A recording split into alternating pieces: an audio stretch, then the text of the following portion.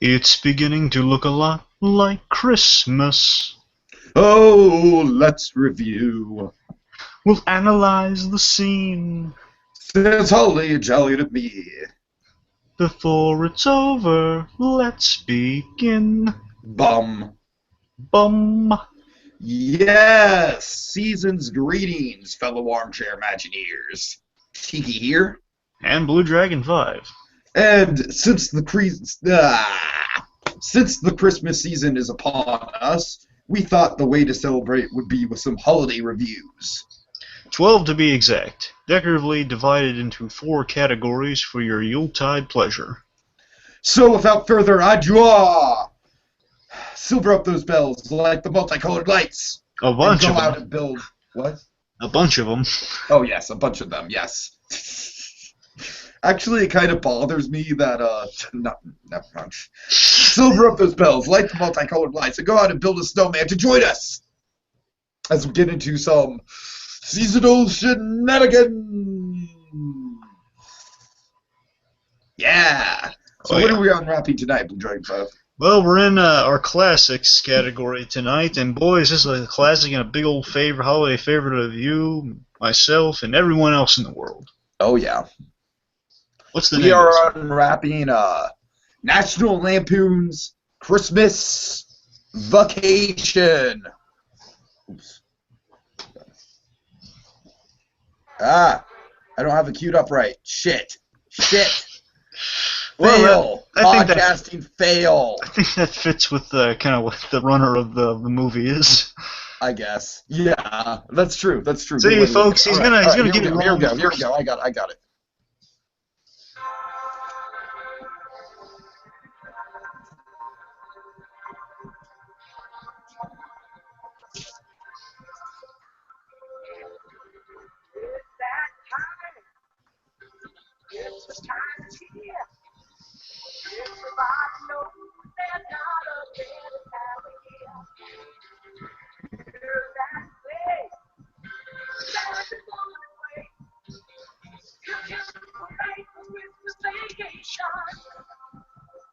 All right. Christmas vacation, Christmas vacation, Christmas vacation, yeah. Oh, that song is ridiculously catchy. It's, oh god. Yes. We'll get into why he picked that when we get to our scenes. Oh yes. So anyway. Yes, National Lampoon's Christmas Vacation, a 1989 film. The follow-up to National Lampoon's Vacation and National Lampoon's European Vacation, written by John Hughes, starring Chevy Chase, Dennis Beverly Quaid. D'Angelo. Yes, of course, and also Leonard from The Big Bang Theory. As is a 13-year-old child. Yes, very surreal when I found that out. Oh, that changed my whole perspective. I was like, what? Alright, so anyways, National Lampoon's Christmas Vacation shows the true hell that one goes through just to put family members under one roof for a Christmas get-together, as Clark Griswold struggles with keeping his family afloat, worries about getting his Christmas bonus, and in general deals with many a seasonal shenanigan in this 1989 holiday classic. What do you think of it, BlueDragonFive? Oh, I love this movie. Oh yeah. Is there a I'm sure there's a reason why you saved it for last. I'm sure it's intentional. Oh, of course. Yeah, of course. Basically, we're doing, this is like the classic comedy, and then Charlie Brown's Christmas is kind of like the classic, like, I don't necessarily want to call it depressing, but it's not necessarily a comedy. It's much more somber, so I think you picked a perfect kind of, like, double feature to end our seasonal shenanigans on. Alright, so with that, do you want to get into a bunch of character dynamics? Because there's a lot of them in this movie. Sure. So let's just establish our characters. We got Clark Griswold, played always wonderfully by Chevy Chase. We got Ellen Griswold, Beverly D'Angelo. We got the running gag in all the vacation movies of recasting Rusty and Audrey. Right, And we right. got young Johnny Galecki or Galecki, depending on your pronunciation, as Rusty, who was, if you'll notice, I believe it's what? Oh, I just said so weird. I can notice he's like ticked off at Sheldon face in the movie a lot. Yeah, yeah, right, right. Oh Anyway, god. so it's funny that kind of if you look at the whole context of the vacation films, this one being the third one before Vegas Vacation, where Rusty's at his oldest, he de-aged in this movie. Then he's re-aged in the next movie. Actually, yeah, you're right, and I'm sure that's kind of part of the gag too. Yeah, it's almost like Chuck from Happy Days, almost. Yeah. Oh, would you consider this your favorite in the Vacation franchise? It's always so hard for me to rank. I just know I hate European Vacation, but it's so hard for me to Everyone hates rank. European Vacation. Yeah, it's so hard for me to rank this and the original Vacation over each other. But I think really, the more I watch this movie, I think the more I like it. I think I have to rank this over the original. I think this is like, But it's really close. yeah, I think this is like like what I love about this movie is it comes from National Lampoon. It comes from a famous satire magazine, so something like Mad or something like that. And this movie just totally feels like a cartoon or something like that, but in a totally good way because there's so many over the top moments. Like it's almost kind of like a Monty Python movie in certain aspects, like with the big reveal of the tree with the light from God shining down upon it, and the Advent calendar, which honestly kind of feels like something out of a Wes Anderson movie. And just little kind of fantastical touches like that kind of mixed in. A lot Like of I'm a big explosions. sucker for stuff like that. Oh yeah, a lot of explosions. Oh yeah. Oh god. Yeah, it's a classic, and I also love Vegas Vacation, but really this movie kind of takes. I do like Vegas Vacation. That was actually the first vacation movie I saw, believe it or not. Oh yeah, but Christmas Vacation's a classic, and it's just really just good at any time of the year, but especially around Christmas time. Absolutely, But absolutely. more on that later. But boys, so the rest of our cast real quick. So we got our wacky neighbors, Julie Louis-Dreyfus playing one of them. And do you want me to look up the other one? Sure. In the meantime, Okay, the other one. I want to Well, say I got it right Nicholas. here. The other one is Nicholas Guest. It's. I just realized that when you were looking. Wait, what? Sorry, I was about to say Nicholas Guest when you looked it up. I swear to God, I just remembered the guy's name, and I'm sorry. Okay. Anyway, so also we got the great Brian Doyle Murray as Clark's boss, who had a role in the first Vacation movie, by the way, as the watermelon tent rental guy. We've got Dr. Finkelstein in there. Yeah, Bill Hickey as Uncle Lewis, and we got Aunt Bethany, who is the voice of Olive Oil, and Betty Boop from the old days. Wow, that's going back. It's just so funny that Bill Hickey, who's played Dr. Finkelstein, is in this after we've talked But you about can it. totally see it. It's almost like he's kind of playing like a similar character. You know what I mean? Pretty much. He's just kind of playing like this curmudgeonly, like old guy. So the point is, we got a really good cast. Of course, we got Randy Quaid as Of course. Steals the show as always. as the lovably white trash Uncle Eddie. Cousin Eddie. Sorry, I keep thinking Uncle, but no, it's Cousin Eddie. I have an Uncle Eddie. Yeah, it's Cousin Eddie. Yes, Cousin Eddie. And Catherine. So, let's see. So some really fun dynamics. The movie's full of great dynamics because it's a family movie. It really is. I mean, it's really built upon dynamics. Certainly. And also we got some good in-laws, and just parents for our lead characters, such as the great John Randolph as Clark's father, Clark Griswold Sr., and Doris Roberts as Ellen's mother. Mm-hmm. Yeah. Just a few real good highlights. You got a really good cast in this movie, but let's see. Some really good names. You want to name off some?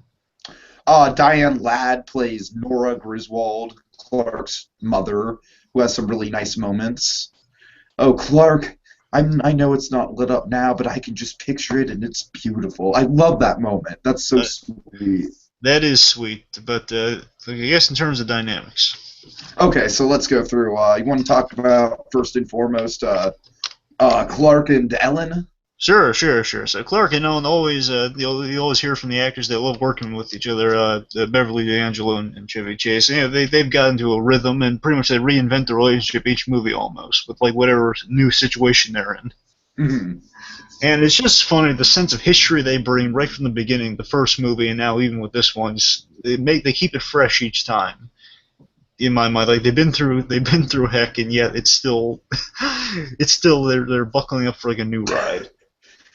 Well, I mean, Ellen is like she is like such an admirable wife in this movie. You know what I mean? Because it's like all throughout Clark's.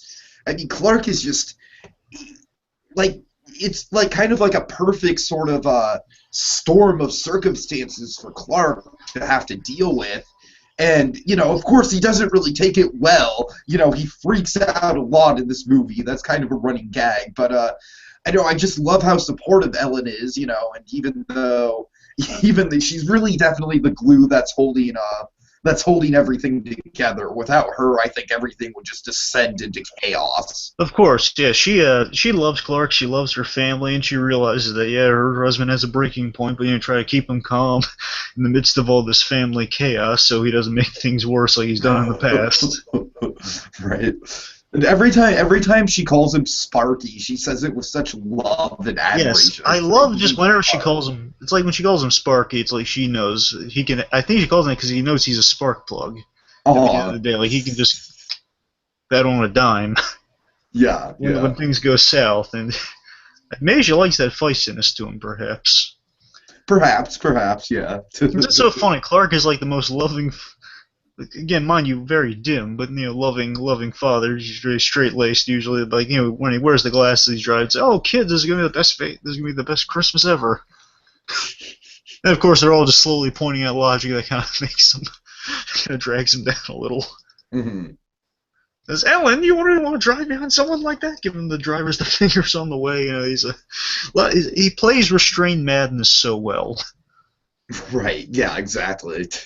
Restrained Like madness. he's got one moment in particular in this movie that it's such a mix of comedy and drama, and it's legitimately good acting, and I'll get to it when we get to favorite Yeah, scenes. the great thing about Chevy Chase in these movies, especially this one, I think this is his.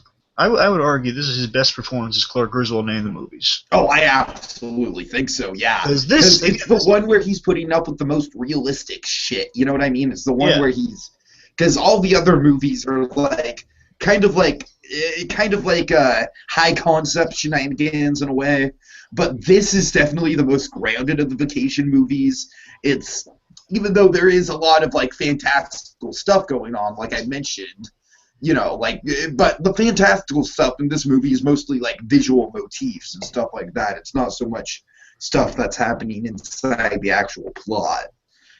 oh yeah, but the really great thing is that this I would say this is the most almost the I want to say kind of the most emotionally grounded of the vacation movies. I love those emotional moments they really put in the movie, and Clark really has it. It's like Clark has a chance to act in these movies, really. Yeah, definitely. This one, pretty much, and he has these really dramatic moments to play, like really sincere moments, like when he's talking to Ruby Sue. Oh yeah. Those are definitely like some of the most heart-tugging scenes of the movie, for sure. Which, getting to another dynamic, I love. He doesn't have a lot of scenes. He only has really one scene with Ruby Sue, but yet so much is communicated, and you just feel the love in that scene. It's under comedic circumstances the two of them meet, because you know, he's fantasizing about a beautiful checkout girl, and she's coming in, basically asking like if he's Santa Claus. Hmm. Hilarious circumstances, and the two of them chat about kind of like belief and kind of being optimistic, pretty much. And Clark saying, "Yeah, of course you can. Of course, there's a Santa Claus. I see him there." He's just so sincere, and really the music really emphasizes on the sincerity of this film. Oh yeah, the music. Yeah, I love the music. Everything from the opening song to you know, just the The emotional scores, peaks. yeah, I love the emotional peaks within the score itself are really nice. It has a just right amount of holiday whimsy in it to really hook you Mhm. in.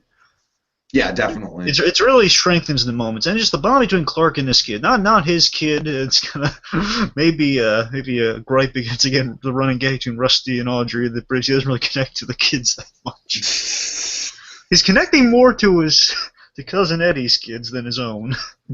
Yeah, that's a good point. Yeah. It's just such a sweet moment. She's like asking about Santa Claus, and he's talking to her, and he's not lying. Well, he's not just blatantly lying to her. He's coding it in really this kind of this hopefulness.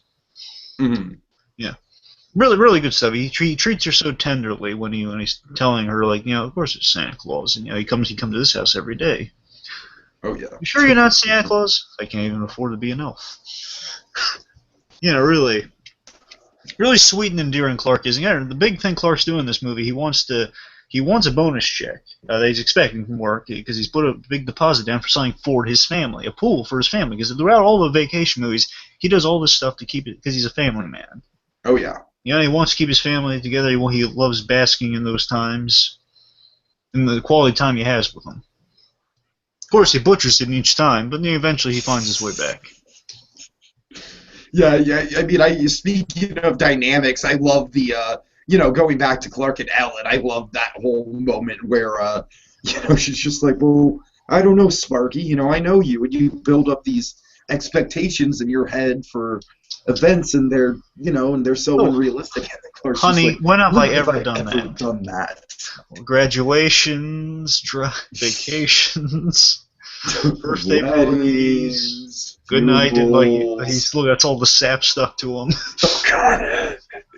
A lot of the great, like fun, cartoony kind of stuff in this movie. It's like all throughout.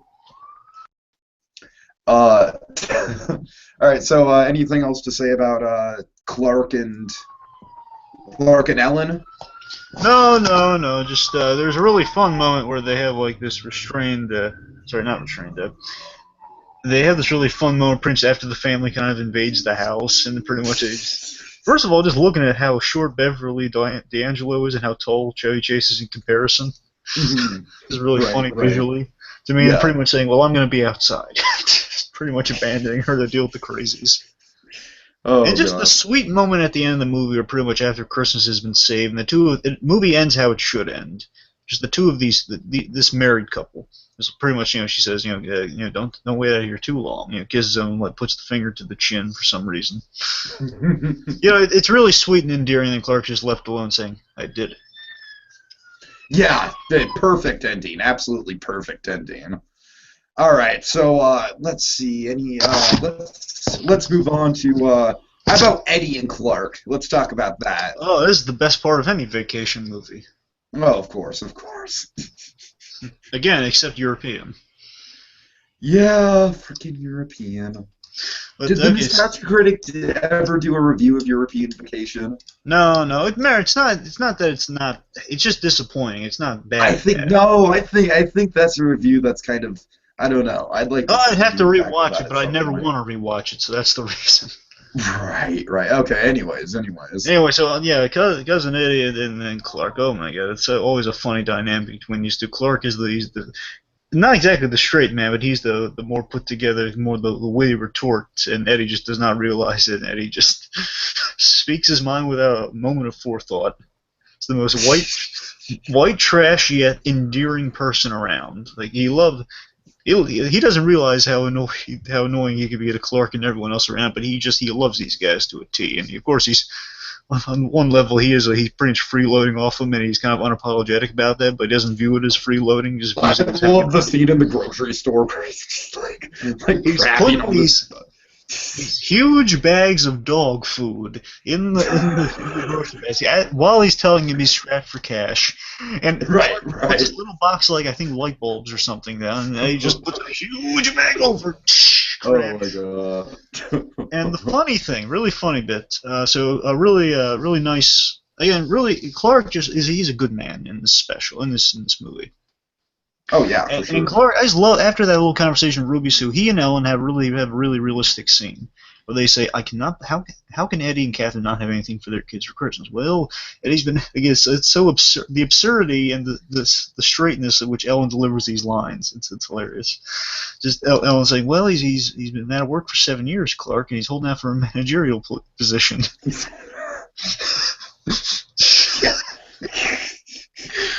And anyway, so Clark, as he's walking down the aisle with Eddie, pretty much says, Eddie, I'd like to give your family a really good Christmas this year. So, it's on me. I won't Oh, Clark, we don't need a handout or anything. He says, no, it's not a handout. It's family.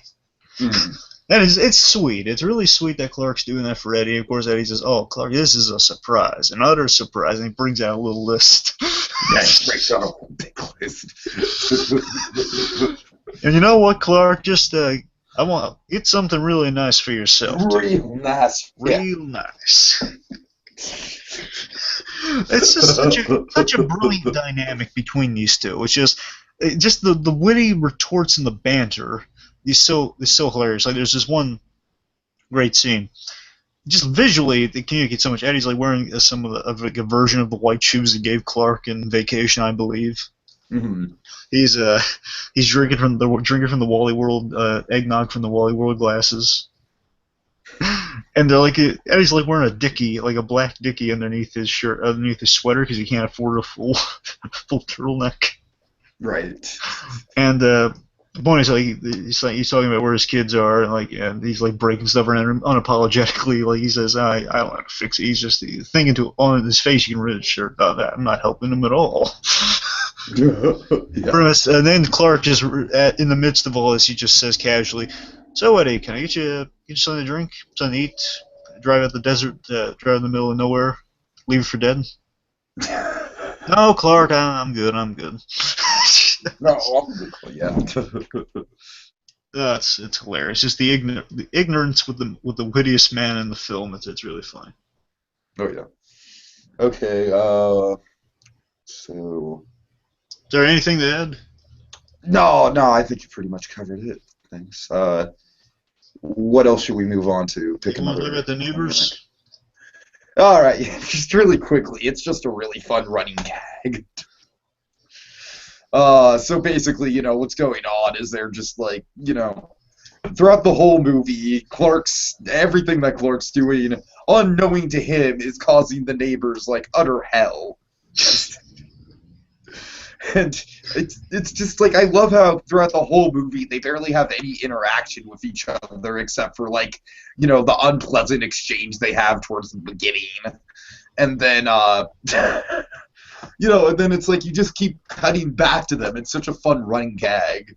Hey Griswold, where are you gonna put that tree? That huge tree? Says bend over and I'll show you. You have a lot of nerve talking to me like that. I wasn't talking to you. Then we see Margaret. Oh, it's so funny. Just it's a double entendre too. Where are you gonna put that big tree?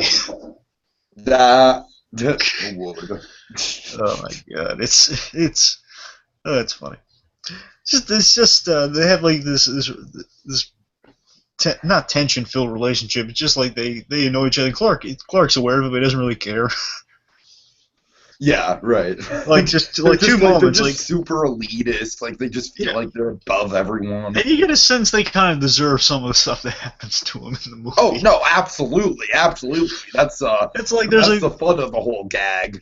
yeah, like there's a great moment where just I think the moment kind of sums up the whole dynamic they have is like just when Clark's hanging the lights on the house in the morning, they walk out to go out their day before he breaks their house, Mhm. and they pretty much say, hopefully he'll break his neck. Hopefully he'll fall and break his neck. Well, he'll probably fall, but I don't think there's chances. There's definitely gonna fall, but I don't think we're lucky enough for him to break his neck.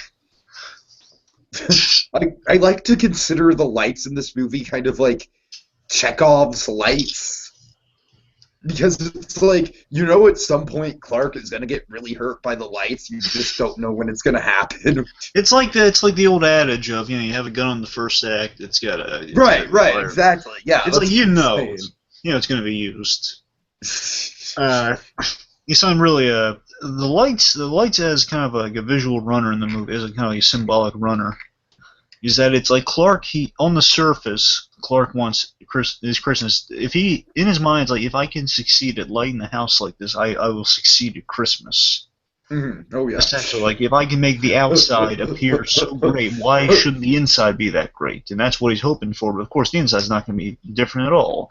And it's funny, the moment he achieves the lights, things get worse when Cousin Eddie comes by. Oh yeah, the very moment.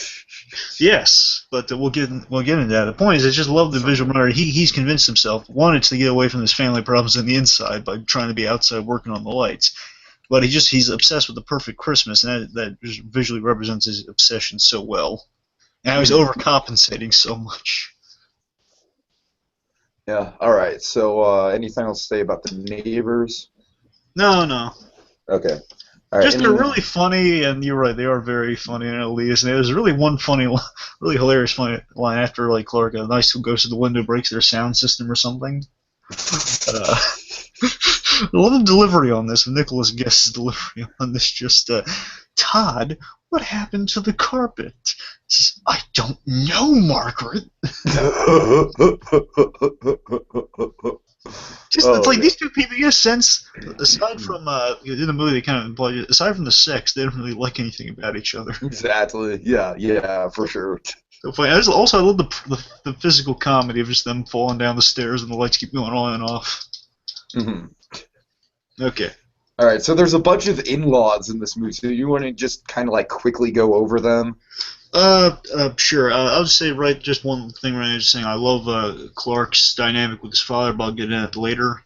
Mm-hmm. Bethany and Lewis are really hilarious together. They complete each other comedically. It's Oh yeah. It's just one's deaf, one's cranky. Like one's 80, one's senile. Right. Just one is just an insufferable prick in a toupee. The other one is a sweet old lady who just she just doesn't get it. Like she thinks she's like Grandma from Hey Arnold. Exactly. She thinks it's 4th of July. She's wrapping up her. That might have been kind of like part of the inspiration behind that. No. No, you don't think so? No. Yeah, and also, like she's wrapping up her cat, wrapping up her Geldin. Just it's so sad yet comedic. Mm-hmm. Did I break wind? Jesus, did the room clear? And it's funny. He's actually a younger guy. They dressed him to look older, like put a bald cap on him and everything. Oh wait, really? Well, yeah, I'm not saying he's that young, but he's younger. Oh, huh. He died like a few years later. Like he died in '97, I think. So, That's sad. Yeah. That's a bummer. Yeah. Right. Sorry to bring the mood down. Okay, enough death. Let's. They have a really funny dynamic. Prince Lewis just gets under Clark's skin so much he really ruins his Christmas pretty much. Basically, yeah. He contributes severely to the breaking point. Oh yeah. All right. That's all I got for dynamics. That's all you got? Okay. All right. You want to move on to favorite scenes? What do you got? Well, you should go first because yours literally is the opening of the movie. Oh, yeah, fair enough. Okay, so yes, one of my favorite scenes in this movie is, in fact, the opening. Yeah, who would have thought me, an animation nerd, would love the opening of this movie? But I do. It's such a fun way to get you into it. It's like an instant hook. You know what I mean? It's kind of like reminiscent of like the Pink Panther openings or something like that. Yeah. Except Christmas, like lots of Christmas. I love the song, just absolutely catchy as hell. Iconic. Christmas vacation. Do you know who did the animation? Do you have any idea? No, I don't really. Oh wait, no, Ryan didn't do this.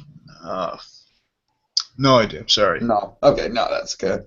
No, I just the animation, like it's not like the most fancy animation in the world, but it's really really simple, really bright, popping colors, and I love how my favorite aspect of this whole opening sequence is how basically in this 2 minutes you kind of can summarize like the whole movie and Clark's whole plight, because like everything is going wrong with Santa, He's just trying to deliver presents to this house, and literally, like, every beat, there's something going wrong. He's getting electrocuted. He's falling down.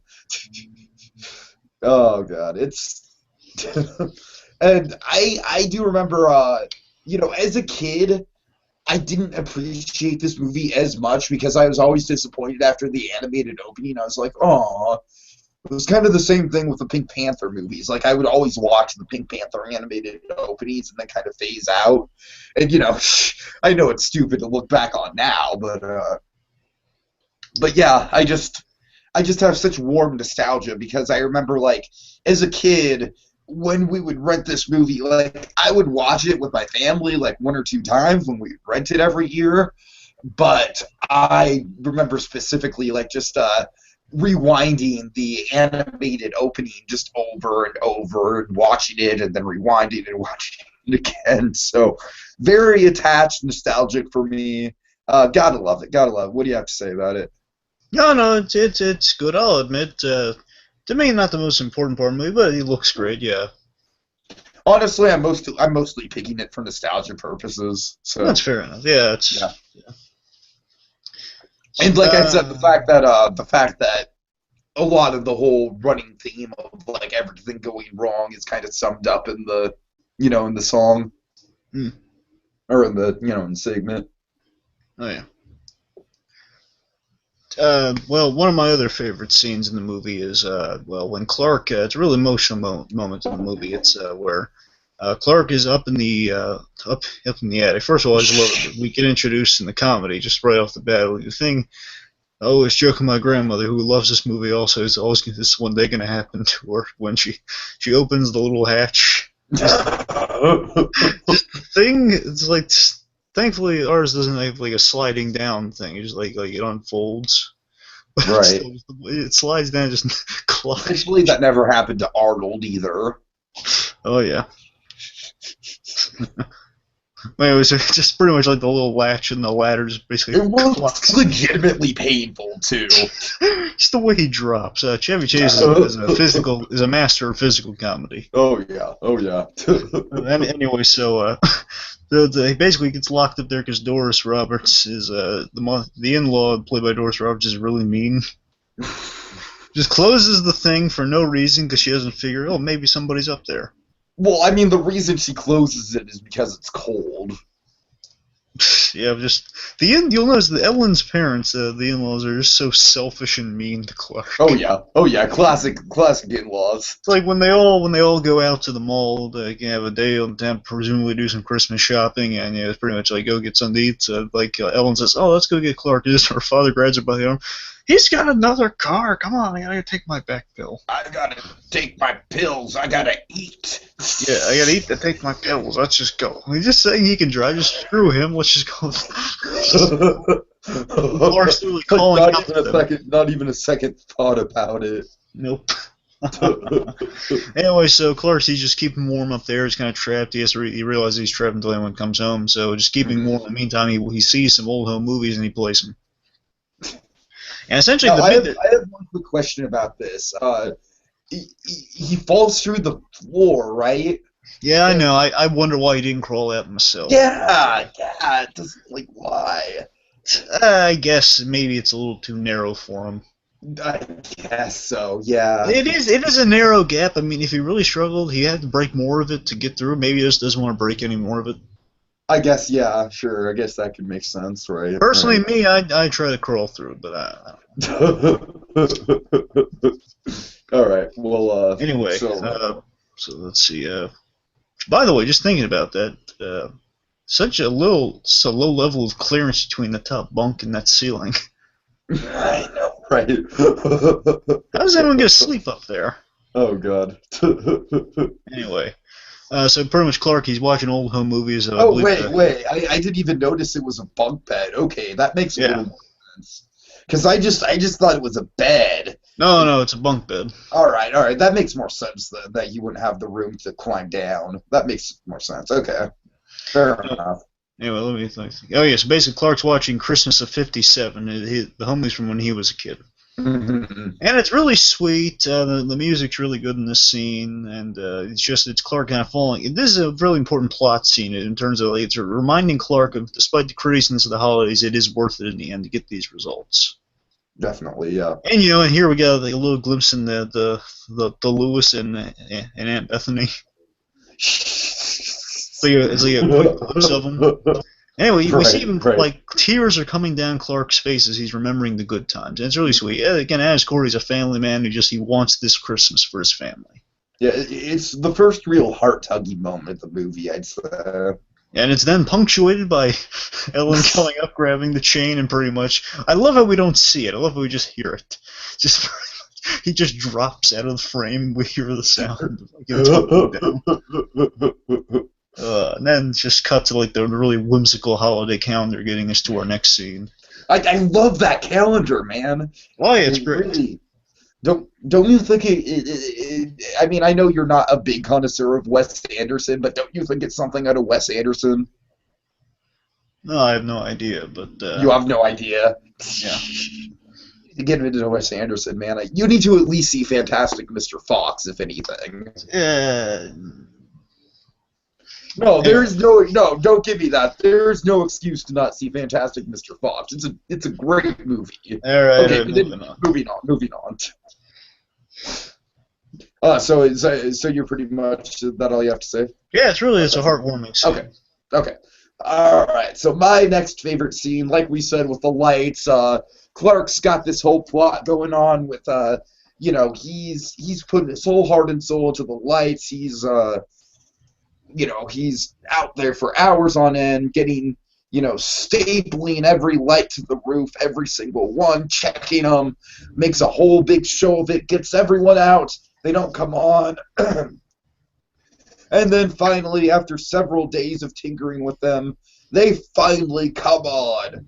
And first of all, I love kind of like the build up to this where him and Ellen are going back and forth, and it's like one of them sees the lights come on, and then as soon as they run to get them, they go off. Well, this is a prime example, the whole lighting gag, and this is a prime example of one of the big things that really helps the movie out. It's a John Hughes written script.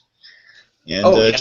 just John Hughes playing with expectation, classic note of that in here with the first time when the lights don't work is such a huge building you expect it to work and then shing, nothing. And also I gotta tell you, man, the in-laws are such pricks in that scene too. Like Dora, she plays such a lush. She get drunk, just like she's hiccuping on her own booze in the scene, and she's just saying, "Look, this is what happens when you piss your money away." I hope you kids realize how much. Oh, God. That was so mean. Like Audrey saying, "Grandma, we worked really hard on this." It's like, yeah, go on, cut him a break. He's trying. I like that, but I like every time that Audrey goes to Clark's defense. Audrey has the fewest amount of scenes in this entire film. She has a few moments. Yeah. And she really gets the shit. Well, I think the funniest moment in the whole movie is like right at the very beginning. Like she can't see Clark; she'll see it later. Her eyes are frozen. Right.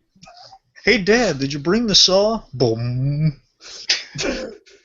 I just love how casually Ellen says that her daughter's eyes are frozen. I love the line of Clark.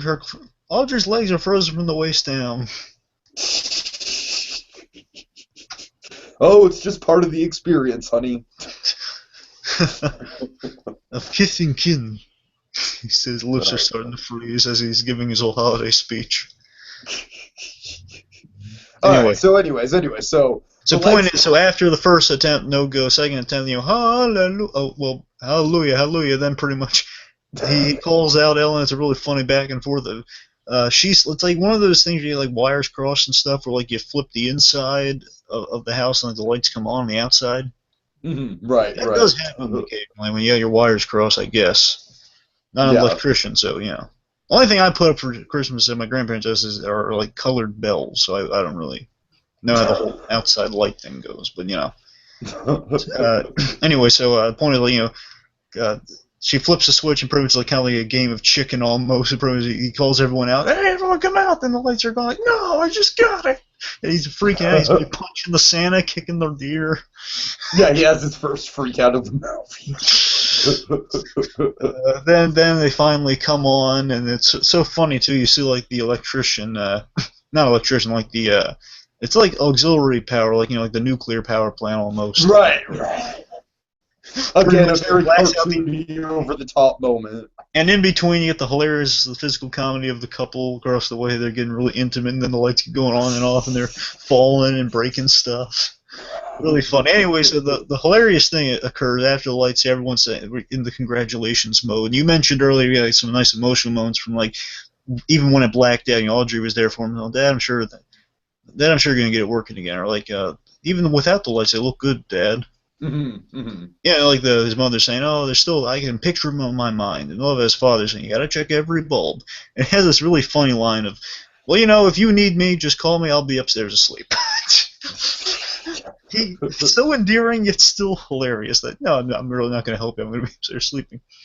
Okay, so the moment that I'm kind of talking about in particular, kind of like all the light stuff is kind of building up to this, is right as the lights finally come on and everyone's outside looking at him, and it's a big scene. He goes down the list of family members, right down the list. So pretty much he goes to Russ and Audrey. Oh, kids, he's so emotional and overcome with happiness in this moment. I'm just building it to the point here. So happy, he's going to his dad, and he has these hilarious lines he's saying to everybody. By the way, I'm not doing him justice. Like to his mother, he says, "Oh, thanks, Ma," and then to his father, he says, "Oh, Dad, you taught me everything I knew about exterior lighting, pretty much." Then he gets to the in-laws. The in-laws are the hilarious part. He goes to the Doris Roberts is his character, and pretty much says, "God, what is her name? Darn it!" Oh, wait, hold on. He holds her. Crap. He holds Doris Roberts' character close. Francis. Oh, dear Francis. He holds her close in a hug that she's uncomfortable with. And just, the lights are lovely, Clark. Oh, dear Francis. And then the best part, but to me, before we get the really truly comedic punchline, is when he's talking to Art, the father-in-law, he's pretty much saying, "Arthur, Art, Dad." He's holding him close, puts his arm around him. Then he says, "Huh, the little lights are not twinkling. Oh, I know, Art, and thanks for noticing." Just recognizing how condescending the father is, finding faults in this perfectly lit house, and he's just trying to take him down at all, and he's just saying, "Oh yeah, I know, but I love you for it." And then he goes to this capped figure. Oh, I love the lighting. I think the lighting on this is just perfect. Take us through it, Tiki. All right, so and you hear the voice, you hear the iconic Randy Quaid accent, and he's just like, "That sure looks pretty, Clark." Sure looks pretty. Oh, thank you, Eddie. And then he says the word Eddie like 7 times in a row. Well, first he says like Eddie and Catherine. It's just whatever helps extend your holiday enjoyment. Wait, Eddie and Catherine. Eddie, and this pretty much as Ellen's talking to Eddie, he says, "Eddie, Eddie. You surprised to see us, Clark? Eddie, I couldn't be more surprised if I woke up with my head sewn to the carpet." Oh man. I just love the whole build-up to this. It's like with every vacation movie, Eddie's gonna show up. You just don't know when. And, and like I said, I just think the lighting in his reveal, like, where you see the hat all silhouetted and everything, it's just flawless. It's like, oh man, it's such a good comedic punchline, such a good build-up to it. Really good moment. I love him in that silly hat too. By the way, when I think of Eddie, I keep thinking of that silly hat. Right. Yeah, it's an iconic part of this character. Yeah, even though he only wears it in this one movie, though. That's the funny thing. Yeah, right. No, yeah, for sure. But yeah, in this one movie, it's already become an iconic part of his character. Well, you see, like Clark, an iconic part of his image. Because remember, Clark, I had that metal plate in my head. Well, now it's plastic. So on this side, I got Yeah, nothing. But on this side, this part here gets damaged. Well, then my hair ain't never gonna look the same. All right. So, what's your second favorite moment? Okay, let's see. My second favorite moment. Oh boy, this one's my all-time favorite moment in the movie. All right. I told you I love John Randolph in this movie, playing Clark Senior. So my Mhm. favorite moment is after Clark's freak out, his awesome freak out. Uh, We'll get to in a second. yes, after Clark's awesome freak out, he pretty much so Clark's kind of decompressing after he's been trying to he's chopped down an additional tree at this point, I believe. Mhm. All the Right. chaos and all the madness. He's pretty much getting like going to the water cooler, getting the drink. It's so funny. It's a water cooler moment too. It's just so funny. Oh yeah. But then his father comes in. He's confronting Clark about what just happened in there. Pretty much, I'm not doing it justice, but just in a nutshell, he says to him, "Well, listen, son, you're scaring everybody out there." Saying pretty much you're too good a father to act like this around Christmas times. Well, Dad, I Mhm. just wanted a better Christmas than the ones we had. Oh yeah, remember the ones we had? Yeah, they were awful. Oh yeah, certainly. How did you get through it, Dad? Well, I had a lot of help from Jack Daniels. And the point is, John Randolph, he brings such sincerity Mhm. and loving warmth to this moment where he's just pretty much saying, you're a good father, and this is the Christmas essentially is what you make of it with the people around you. It's the ones you care about. It's not about things being perfect. He delivers the moral right there, and it's really sweet. And you got a lot of comedy, underlying comedy in the moment. Hey, Like hey, I'll be right back. I'll be right back. Can you just keep on explaining it? sure. All right. So he's so senior's pretty like in a really funny moment. They're hugging each other, and like Clark's still got the glass of water. It's like spilling all over the place in the whole messy room because the previous scene, like cousin Eddie's dog has gone around, Snots has gone around and pretty much wrecked the whole house. The house is in shambles in every room. Anyway, so after their little really warm moment of a hug and then everything, this moment brings me to tears almost. It's John Randolph's walking out of the room, Clark Senior's walking out of the room, and then Clark asks his father, "Hey Dad, do you think you could read? Will you do us the honor of reading the 'Twas the Night Before Christmas?" And John Randolph turns around and he says, "No, it's your house."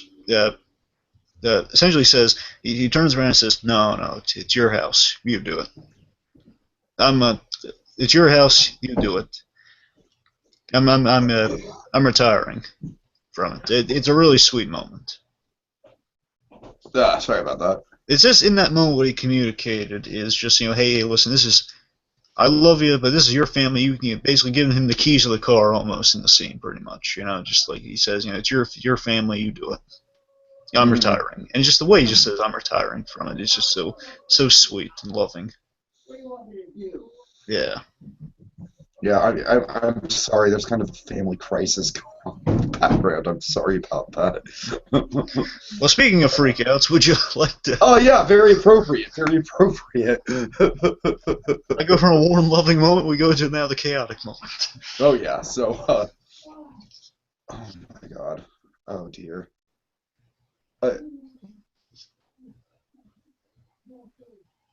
oh man. I'm sorry. I'm sorry. Oh man. Oh, this is bad. This is bad. I'm sorry. I'm sorry. Oh God. Sorry. Getting off track. Okay. So Freakout. yeah. Speaking of family freakouts. So throughout the whole movie, Clark is expecting his Christmas bonus. Oh Which is God. gonna pay for that pool he wants to put in. I'm sorry, man. Can you just? I have to deal with this. Can you just? All right, sure. I'm sorry. I'm Just mute, sorry. mute the thing in the meantime. Okay. Yeah. Okay. Sorry about that, folks. Okay, so here's the build. So Clark, this whole time, he's been waiting for his holiday. Been waiting for his holiday bonus so he can put it in the thing because he keeps building in the moment in classic John Hughes style. He keeps saying he gets the check. It's been delayed. He's getting on Christmas Eve, and he's holding it in his hand. It's like a little green piece of paper within the envelope, and he's saying to everyone, if I've been short, but he's apologizing. Look, if I've been short with you, I'm sorry. It's just I'm waiting for this bonus, and they're all happy because their meal tickets presumably getting more money. So they're happy, really. But pretty much he's saying, I'm putting in a pool, and they're all excited, and he's building up the disappointment pretty much. So he's saying. So also, if I have anything left over, I'll fly all here. And he says, well, Clark, he just says it so straight. He says, well, Clark, I can't swim. I'm well aware of that, Eddie. Anyway, so he opens it up, and we don't see it. And pretty much he opens it up, and the rest of them saying, is it bigger than you expected? And he's not answering. Smaller? What is it, Clark? And he's walking over to the tree. Really good, well directed shot.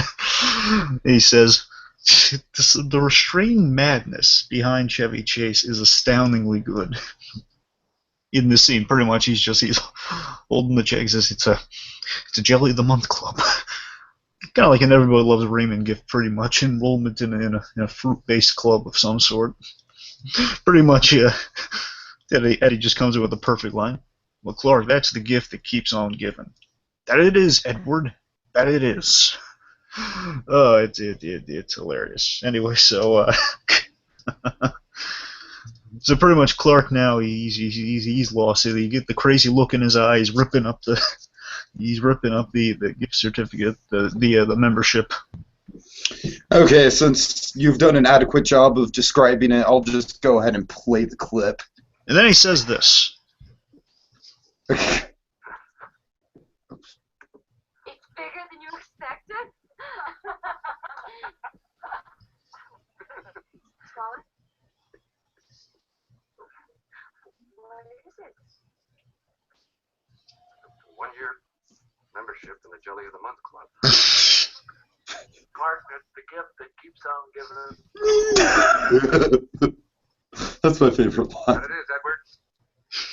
That it is indeed. Turn up a little?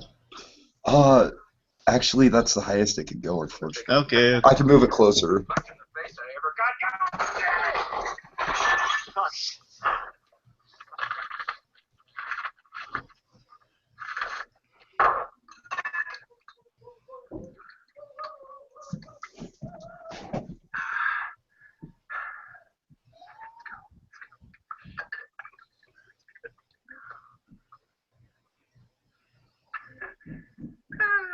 Hey! If any of you are looking for any last-minute gift ideas for me, what? I'd like Frank Shirley, my boss, right here tonight. I want him brought from his happy holiday slumber over there on Melody Lane with all the other rich people. And I want him brought right here with a big ribbon on his head. And I want to look him straight in the eye, and I want to tell him what a cheap, lying, no-good, rotten, four-flushing, low-life, snake-licking, dirty, inbred, overstuffed, ignorant, slut-sucking, dog-kissing, brainless, dickless, hopeless, heartless, fat-ass, bug-eyed, gift-like, This goes on for like a full minute. shit he is! Holy shit! Where's the Tylenol? Oh, God. So essentially, for anyone, just in case anyone didn't hear that, after a string of obscenities and insults towards his boss, who he says is a gift he brought right there, Oh, God. on his head. Oh, shit. And I'm dizzy now. Sorry. I'm kidding, Oh, folks. You have not hit the eggnog too hard. That was just technical difficulty. Anyway. You know, it's very appropriate that stuff is going wrong in this podcast in a very appropriate Christmas vacation kind of way, and not in a very unappropriate Christmas with the Cranks kind of way. You know, we need John Randolph here right now to brighten us up. That's what we need. But or some Jack Daniels, one of the two. I could definitely use some Jack right about now. Yeah. Or Jack Skellington. What if Jack Skellington had a brand of some sort? That'd be awesome. Jack Skellington brand whiskey. Yeah. I don't know why I thought whiskey. I don't know. Yeah, no, for some reason. it's funny. I thought whiskey too. Really? Yes. Anyway, sorry. Okay, so anyways, after what's really good. Instead of the skull and crossbones, it's his head. I just imagine Jack Skellington's head with like a thumbs up. And maybe zero on the bottle too. But anyway, we're putting too much thought into this. Anyway, so I want to mention this real quick. There's this funny thing on YouTube. It's like Avatar bloopers from Avatar: Last Airbender. And it's like just a fan-made thing. Pretty much they have Zuko just pretty much linked up to this scene, screaming obscenities, and he was like, "Hallelujah, where's the Tylenol?" It's really funny. Yeah. Always cracks me up. Anyway, so the poor boys, you feel really bad for Clark. There are some scary moments where he's like kicking the boxes, and then pretty much so hilarious. Just the line of obscenities and all the frustration comes out in a hilarious fashion. And just really quick, I just love the moment of acting on Chevy Chase's face when it goes from just utter excitement to just like I love when he goes from like the real smile to the fake smile. It's such good acting. It's yeah. Man. Even though it's like a hilarious scene, it's legitimately good dramatic. It's a legitimately good dramatic performance at the same time in that moment. Oh yeah, big time. Okay. All right, so my scene actually transitions from that one. Oh, right on. Go for it. So my last scene is pretty much so Frank Shirley has been hauled into the house, wearing a bow, dock chained, get ready to do some kissing, as Eddie puts it. The idea is Eddie basically fulfills Clark's anger-filled wish of having his boss right there so he can chew him out. Oh, yeah. Obviously, that's a kidnapping, which is not something unfamiliar to the Vacation Brew. Oh, God. Anyway, so Brian Doyle Murray, as Frank Shirley, his boss, is there, and pretty much they untie him, pretty much saying, "You're fired and you're going to jail." So, hey, hold your wad there, buddy. Clark didn't have nothing to do with this. It's pretty much, okay, well, he's fired and you're still going to jail. Just rolls his eyes. Anyway, so what I love in this scene is Clark in this moment, he kind of says, he pretty much calls Shirley out in the kind of the underhanded thing he did by giving him a Jelly of the Month club instead of a Christmas bonus that he's gotten every year since. Oh, yeah. Pretty much saying, well, look, it's not my cousin's fault here. His heart's bigger than his brain, but thank you, Clark. And he pretty much just acted before he thought here, bringing you here, because after I was reacted to getting my bonus. Bonus? How did you get a bonus? Well, if you don't, pretty much realizing, I cut out bonuses this year. Well, thanks for telling us. If you want to cut out, I just love Chevy Chase's performance in this scene. Just saying, look, if you want to cut out bonuses, fine. Oh, God. But don't. But people count on them as part of their salary. What you did just play, and then Rusty comes in. Sucks. Yeah. Anyway, so pretty much he says, well, look, I'll take the rap on behalf of Eddie, on behalf of everyone, and behalf of everyone else in the company you rear-ended this Christmas. That a really sweet moment. The nostalgia crew really went nuts for recently with the father-in-law. He gets up in defense of Clark, and then the rest of the family follows suit, and Shirley changes his mind. Really good scene. All right, yeah.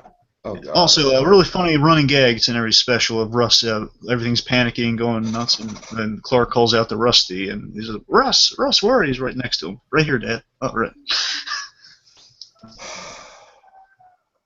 Right. Yeah. You want to, so in terms of pros and I need to wrap this show up really quickly, man. I really do. So there's really not a whole lot of cons you can think of, are there? Maybe at the times the in-laws are a bit hard to buy, and how Lewis keeps surviving all the explosions. Okay, I'd say I really don't buy. My least favorite scene in this whole movie is probably the scene where Clark encounters the woman in the department store. Right. Because it's just, I don't know. First of all, it's like right after a really sweet scene between him and Ellen, so he's just made to look like a real jerk. And also, it's just, I don't know, just really unrealistic, the verbal gag of oh, boobies, and, I'm just going to work sexual innuendos into everything I say. It's a bit much when I'm for it, but I'll admit the bit where he's saying, his wife's, divorced. He's divorced from his wife. That's yeah. Although to be fair, I do like how Rusty just rolls his eyes at it. Oh yeah, she's showing him the bare side of her leg and saying, "Can't see the line, can you, Dad?" Good old Galecki. All right, let's see. Anything else that you can honestly find fault with? So really, again, just the cons. It's a question of buyability, but it's an exaggerated comedy, so I'll give it a pass. It's holidays. Come on. Right. And Okay, in I terms of the guess.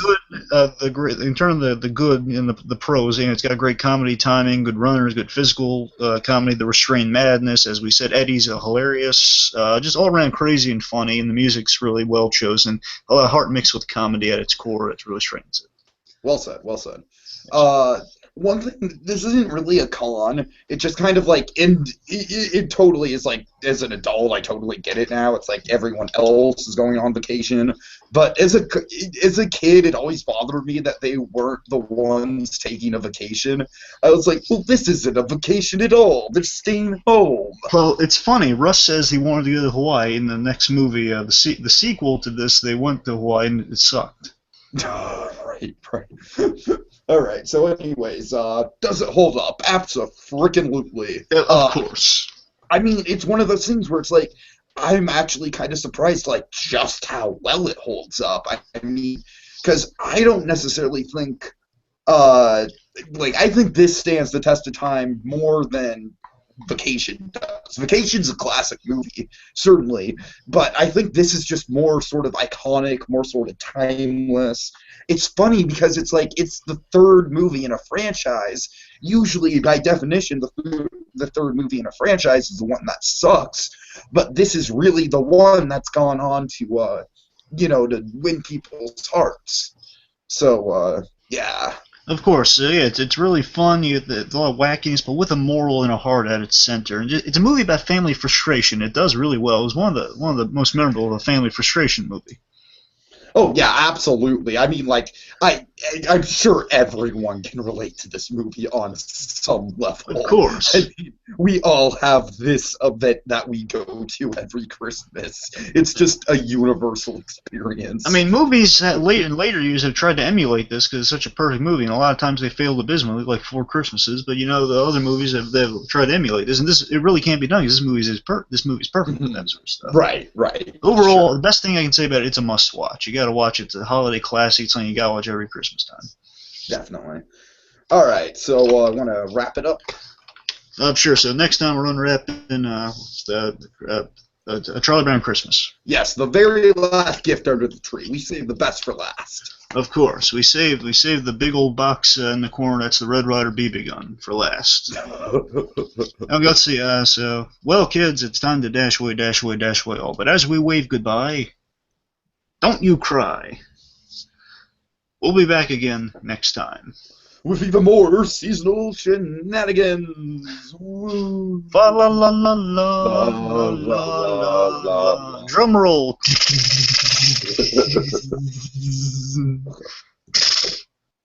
Ah. No.